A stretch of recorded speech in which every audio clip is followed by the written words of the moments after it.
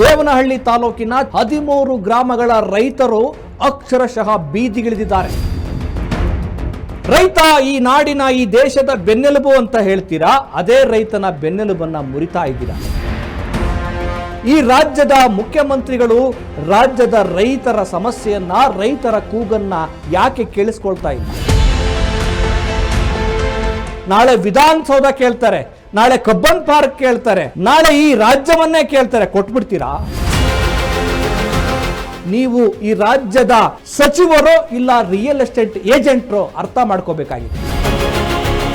ಅಲ್ರಿ, ಆ ಹೆಣ್ಣು ಮಕ್ಕಳನ್ನ, ಆ ವಯೋವೃದ್ಧರನ್ನ, ರೈತ ಹೋರಾಟಗಾರರನ್ನ ನಿರ್ದಾಕ್ಷಿಣ್ಯವಾಗಿ ಅವರ ಮೇಲೆ ಎರಗಿ ಅವರನ್ನ ಬಂಧಿಸ್ತೀರಲ್ವಾ?